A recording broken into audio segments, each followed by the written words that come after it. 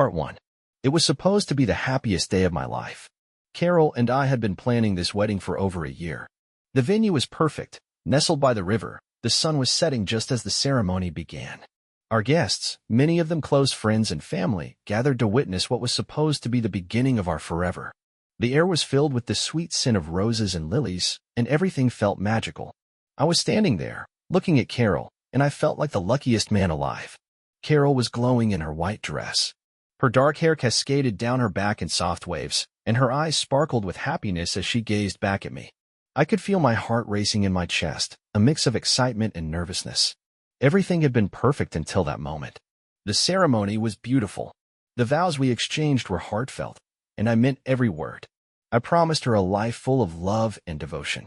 As I slipped the ring on her finger, I could see the tears welling up in her eyes. I thought she was crying out of joy, but I didn't know yet that she was about to shatter my world.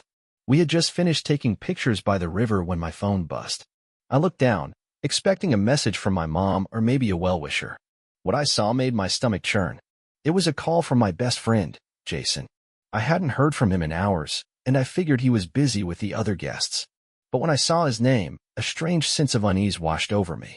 I answered the call without thinking, holding the phone to my ear while still trying to smile at Carol, who was looking at me with excitement. "Hey, man," I said, trying to mask the tension I suddenly felt. Jason's voice on the other end was anything but cheerful. "Dude, you need to hear this." His voice was low, almost frantic. I don't know how to say this, but I saw Carol. She was with someone else. For a moment, I thought I had misheard him. My heart stopped. Jason must have seen someone who looked like Carol, right? It wasn't possible. Carol and I had been together for years, building our relationship on trust and love. No way. "What are you talking about?" I managed to say, my voice shaking. "I saw her, man," Jason continued, his words spilling out rapidly now. "I'm not making this up. She was at the hotel, and I saw her with another guy. They were all over each other. I didn't want to believe it either, but it was her, and she's cheating on you." I could feel the world around me start to blur. My mind went into overdrive, replaying every moment with Carol. The sweet talks we had, our plans for the future, the dreams we shared. Was it all a lie? Had I been blind to something? Could she have been hiding something from me all this time? "Are you sure? Is this some kind of mistake?" I asked, even though I knew it wasn't. "I saw them, man." She didn't see me, but I saw everything. "I'm sorry." Jason's voice cracked. I could tell he felt terrible for telling me this. "You have to know, though. I don't want you to find out some other way." The anger that slowly started to rise inside me was almost overwhelming. How could she do this to me, to us? I wanted to scream, to throw my phone into the river and pretend none of this was real. But it was real, and Jason's words hung in the air, heavy with truth. "Where exactly? What happened?" I asked, my voice barely a whisper now. I didn't want to know, but I needed to hear it. The answer was like a sharp knife slicing through everything I thought I knew about Carol, about our love. "They were at the back of the hotel, near the bar," Jason replied. "I swear, man, I didn't want to be the one to tell you this, but you need to know." "I'm sorry." I stood there in shock, unable to process what he had said. Carol, the woman I was about to marry, was cheating on me. With someone else. The woman I thought I knew, the woman I trusted more than anyone, was hiding this secret from me. How long had it been going on? Was I the fool in this relationship, living in a bubble of delusion? I looked over at Carol, still smiling, still glowing in her wedding dress. The woman I loved was a complete stranger to me now. It was as if everything in my world had suddenly been turned upside down, and I didn't know how to make sense of it. My hand shook as I held the phone to my ear. I could barely hear Jason's voice anymore. All I could hear was the pounding of my heart, the rushing of blood in my ears. How could I confront her about this? How could I even look at her without feeling sick? "You need to figure this out, man," Jason said, his voice distant. "I don't know what to tell you, but you deserve the truth." Before I could respond, Jason hung up, leaving me alone in the middle of the perfect wedding, surrounded by our guests, while my world collapsed around me. I turned to Carol, forcing a smile onto my face, but it felt wrong. I couldn't look at her the same way anymore. She was still the woman I loved, but now she was also someone who had betrayed me in the worst way possible. I didn't know what to do next, how to move forward. The woman I had vowed to spend the rest of my life with was someone I could no longer trust. Everything felt like a lie. The phone call had ruined everything. Part 2. I stood there, my world collapsing around me, yet no one else had a clue. The music played on, the laughter of our guests floated through the evening air, and Carol's smile was as radiant as ever. How could she be so composed?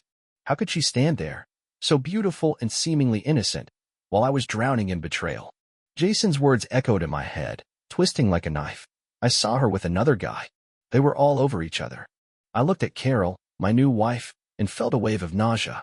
I wanted to scream at her, demand answers, but the eyes of everyone we loved were on us. I had to keep it together, at least until I could process this. "Are you okay?" Carol asked, her voice soft and full of concern. She reached for my hand, and the warmth of her touch sent a shiver down my spine. How could she pretend so easily? Or was she just that good at lying? "I'm fine," I lied, forcing a smile. "Just overwhelmed, I guess." She laughed, her eyes sparkling. "Me too. I still can't believe we're married." Her joy was so genuine, it made me question everything Jason had told me. Could he have been wrong? Maybe he just saw someone who looked like her. I clung to that hope, desperate to believe it.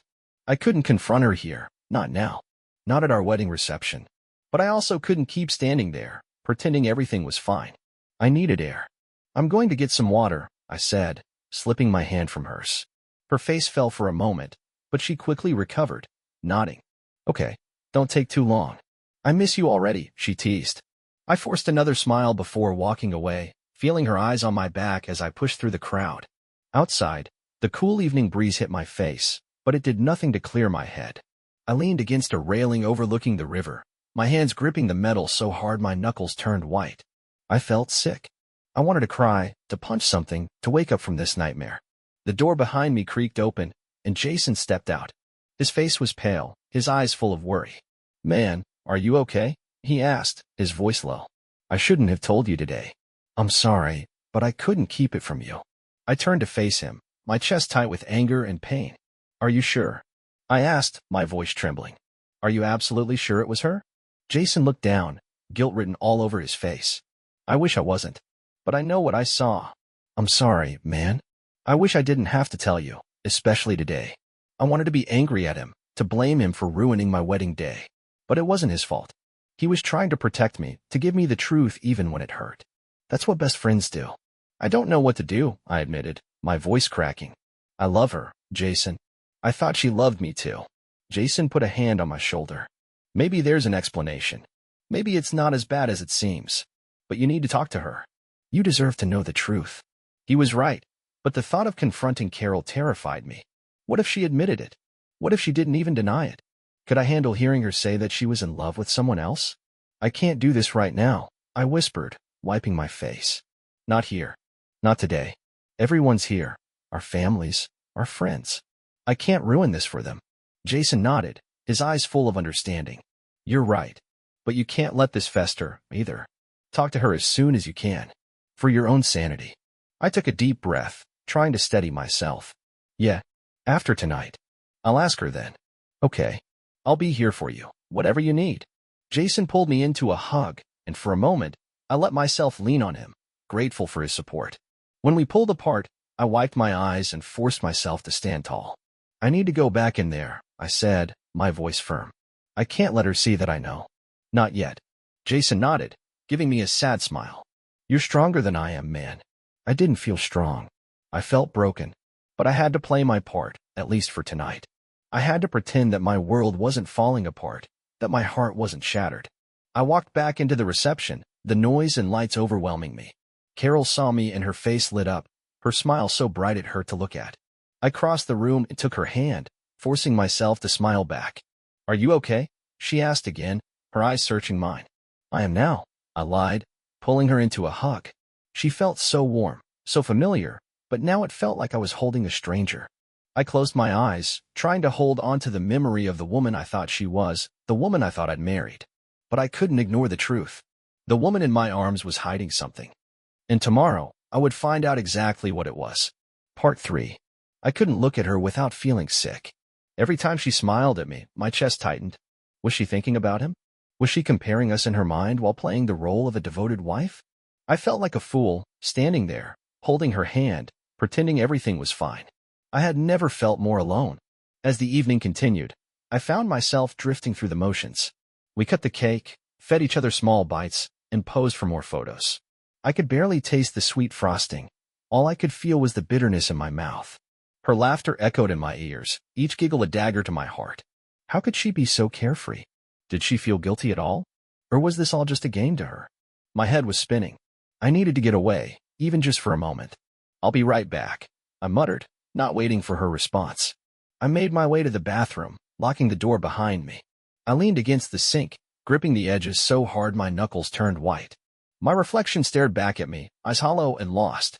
I splashed cold water on my face, trying to snap out of the daze I was in. This was supposed to be the best day of my life, and it had turned into a nightmare. I felt a tear slide down my cheek, and I quickly wiped it away. I couldn't break down. Not here, not now. A knock on the door jolted me out of my thoughts. "Hey man, you good?" It was Jason. I opened the door to see his face full of concern. He stepped inside, closing the door behind him. "I'm sorry. I wish I didn't have to tell you like this," he said, his voice heavy with guilt. "I don't know what to do," I confessed, my voice cracking. "How am I supposed to go out there and pretend everything's fine?" Jason placed a hand on my shoulder. "You don't have to decide anything right now. Just get through tonight. We'll figure it out later." His words were meant to be comforting, but they felt hollow. How was I supposed to get through tonight, let alone the rest of my life? I took a deep breath, forcing myself to pull it together. "Okay, I just need a minute." Jason nodded, giving me a sympathetic look before slipping out of the bathroom. I stood there for another moment, gathering the strength to face her again. When I finally stepped out, Carol was waiting for me, her eyes full of worry. "Are you feeling okay?" "You've been acting strange," she said, reaching out to touch my arm. I flinched without meaning to, and her eyes widened in surprise. "I'm fine," I lied, forcing a smile. "Just a little overwhelmed." Her face softened, and she wrapped her arms around me, resting her head on my shoulder. I felt my body stiffen. Her touch, once comforting, now felt like poison. I stood there, motionless, as she held me close. I wondered if she could feel my heart racing, if she could sense the anger boiling beneath my skin. We made our way back to the reception, the guests cheering as we returned. Carol beamed at everyone, her charm captivating as always. I played my part, smiling and laughing, but inside I was breaking. I watched her dance, her movements graceful and effortless. She looked perfect, like a dream.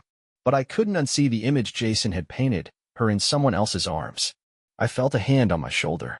It was my father, his face glowing with pride. "Son, you did good. She's a keeper," he said with a wink. The words felt like a punch to the gut. I forced a smile, nodding in agreement. The night dragged on, each moment more excruciating than the last. I watched her interact with our friends, laughing and joking as if nothing was wrong. I wondered who he was.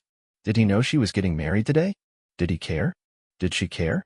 As the evening came to an end, we said our goodbyes, thanking everyone for coming. Carol was radiant, her joy infectious. "I can't believe we're finally married," she exclaimed, her eyes sparkling. I forced myself to smile, my heart aching.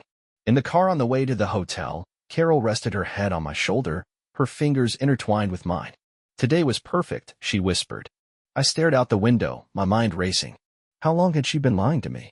Was she thinking about him now? I couldn't bring myself to look at her. I felt trapped, suffocated by the weight of her betrayal. I wanted to scream, to confront her, to demand answers. But the words were lodged in my throat, held back by fear and pain. We arrived at the hotel, and she was buzzing with excitement.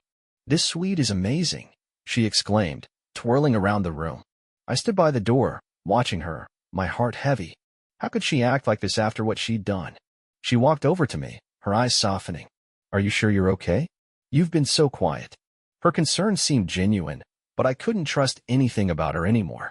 "I'm just tired," I lied again, my voice hollow. She smiled, leaning in to kiss me.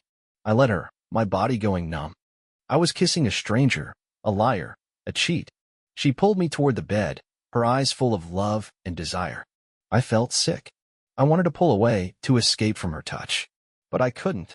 I was trapped in this nightmare, tangled in her lies. As we lay there, her head on my chest, I stared at the ceiling, my heart aching. I thought about Jason's call, about the truth I was now forced to carry. The woman I loved was a stranger, and I didn't know how to face the reality that my marriage was built on a lie. I stayed awake long after she fell asleep, her breathing soft and steady. I felt tears sting my eyes, but I refused to let them fall. I had to be strong, at least for tonight. Tomorrow, I would confront her. Tomorrow, I would demand the truth. But tonight, I was alone in this darkness, my heart shattered beyond repair. Part 4. I lay there in the darkness, my heart pounding with anger and betrayal. I watched her sleep, her face peaceful and innocent, as if she hadn't shattered my world. How could she lie next to me so comfortably, knowing what she'd done? How could she pretend to love me while giving herself to someone else? Rage boiled inside me, threatening to consume me. I clenched my fists, my nails digging into my palms. She had played me for a fool, made me vow my life to her while she betrayed me behind my back. The thought of her with him made my blood run cold. I wanted to scream, to break something, to make her feel even a fraction of the pain I was feeling. But as I looked at her, a darker thought took root. She deserved to pay for what she'd done.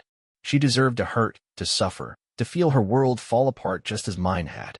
If she could lie so easily, then I could too. If she could betray me, then I could destroy her. I spent the rest of the night planning, my mind racing with possibilities. I wouldn't just confront her. That was too easy. She needed to feel the same devastation that she had inflicted on me. I would tear her life apart piece by piece. I would expose her lies to everyone she cared about, watch as her perfect world crumbled. The next morning, I pretended to be the loving husband she thought I was. I kissed her forehead, forcing a smile as she woke up. "Good morning, Carol," I said, my voice gentle and warm. She beamed at me, her eyes full of affection. It made me sick. I watched her move around the suite, her laughter light and carefree. It was as if she didn't have a single regret. She chatted about our honeymoon plans, her excitement palpable. I played along, nodding and smiling, all the while plotting my revenge. She was so blissfully unaware of what was coming. We met with our families for brunch before leaving for our honeymoon. Her parents hugged me warmly, her father clapping me on the back. "Take good care of our little girl," he said with a grin. I swallowed the bitterness rising in my throat and assured him I would. Oh, I would take care of her, all right. As we ate, I watched her interact with our loved ones, laughing and smiling as if she were the perfect wife. She was good at this, at pretending. But soon, her mask would fall, and everyone would see her for who she truly was. After brunch, I made an excuse about needing to check on some work emails. I slipped away to the hotel lobby and called Jason. "I need you to find out who he is," I said, my voice cold and steady. "I need to know everything about him." Jason hesitated. "Are you sure about this? Maybe you should just talk to her." "No," I interrupted, my voice firm. "I don't want her lies. I want the truth, and I want to make her pay for it." Jason sighed, but agreed to help. He knew better than to argue with me when I was like this. When I returned to the suite, Carol was waiting for me, her eyes sparkling with love. It took everything in me not to flinch when she kissed me. I had to play my role, just like she was playing hers. The flight to our honeymoon destination was excruciating. She was glued to my side, her head resting on my shoulder as she whispered about all the adventures we were going to have. I nodded along, my mind far away. I was thinking about how I would expose her, how I would ruin her reputation. By the time we arrived at the resort, I had my plan in place. She had destroyed my heart, but I would destroy her life. I would take everything she loved and turn it to ashes. She would regret ever betraying me. Over the next few days, I played the perfect husband.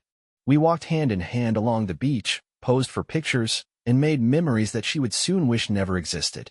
She was so happy, so convinced that our love was real. It made me sick how easily she could lie. At night, she wrapped herself around me, whispering sweet words that once would have meant everything. Now they were just poison. I kissed her back, my touch gentle and loving. She had no idea that my heart was filled with hatred. Jason called me on the third day of our honeymoon. "I found him," he said, his voice tense.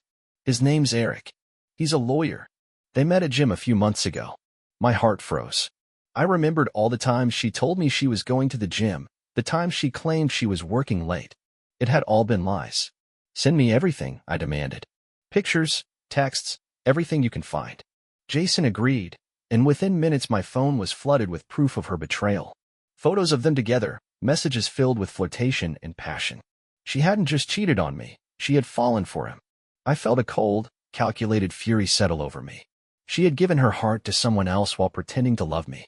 She deserved to be humiliated, to lose everything she held dear. I started gathering evidence, screenshots of their messages, photos of them together. I was going to expose her to everyone, her parents, her friends, everyone who thought she was perfect. I would make sure they all knew who she really was. That evening, as we watched the sunset, she rested her head on my shoulder, sighing contentedly. "I love you," she whispered. Her words felt like knives. I looked down at her, forcing myself to smile. I love you too, I lied, my voice steady. She looked up at me, her eyes shining with happiness. It was almost laughable how easily she believed my lie. Then again, she was an expert at deception. I held her close, knowing that soon her world would come crashing down. She thought she had everything, but she was about to lose it all. I would make sure of that. She had destroyed me, but I would destroy her right back. She had no idea what was coming. Part 5. I returned from our honeymoon more determined than ever. Carol was still blissfully ignorant, her face glowing with happiness. She had no idea that her perfect life was about to crumble. She had played her part well, acting the loving wife, but now it was my turn. The night we got back, she fell asleep in my arms, content and at peace. I lay awake, my heart cold, my mind racing through the final stages of my plan. Tomorrow, everything would change. Tomorrow, she would pay for every lie, every betrayal. I started the day by sending an anonymous package to her parents. Inside were printed screenshots of her text with Eric, along with photos of them together. I knew her parents adored her, believed she was flawless. I couldn't wait to see the look on her face when she realized they knew the truth. Next, I sent a similar package to her best friend, Lisa. Lisa worshipped Carol, always bragging about how lucky I was to marry such a wonderful woman.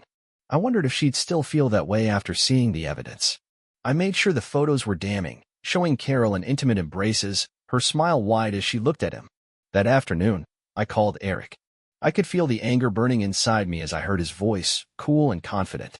He had no idea who I was. "Is this Eric?" I asked, my voice steady. "Yeah, who's this?" he replied, sounding casual. "This is Carol's husband." The silence on the other end was satisfying. I let the words hang for a moment before continuing. "I know everything."